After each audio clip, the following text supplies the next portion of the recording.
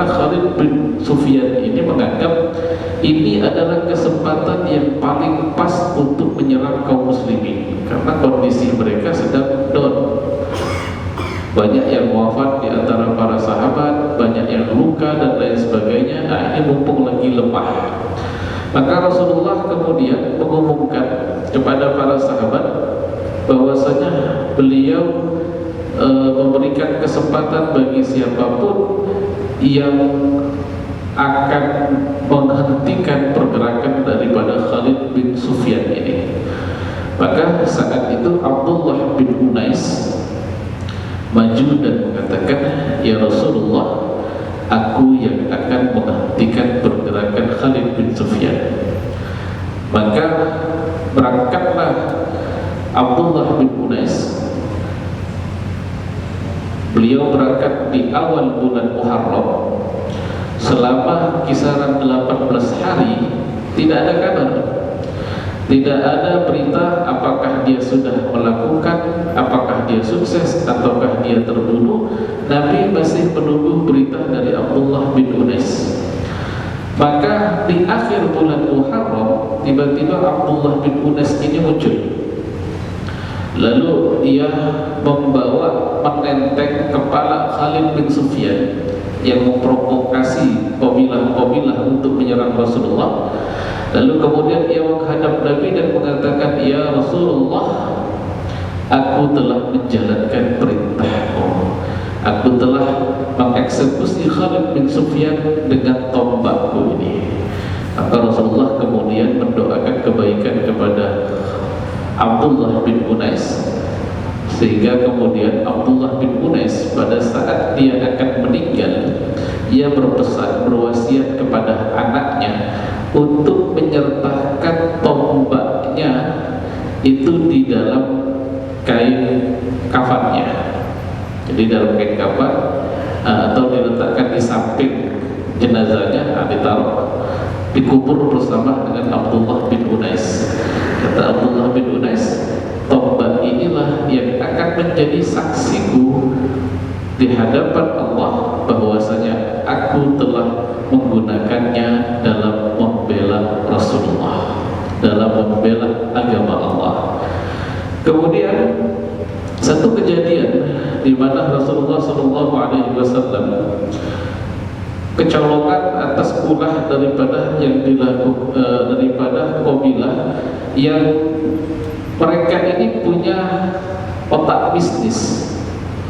Jadi mereka tahu bahwasanya kaum muslimin itu memiliki permusuhan dengan orang-orang yang ada di Mekah.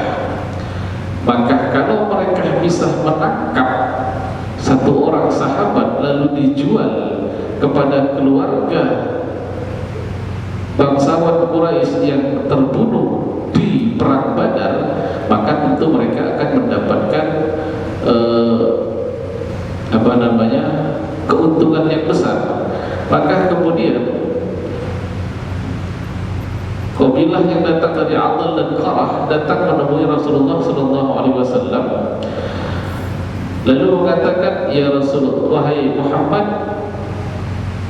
utuskan kepada kami, kirimkan kepada kami beberapa orang sahabatmu untuk mengajarkan Al-Quran, untuk mengajarkan Islam kepada suku kami, sehingga dengan begitu mereka bisa mengetahui tentang Islam, syukur-syukur masuk Islam.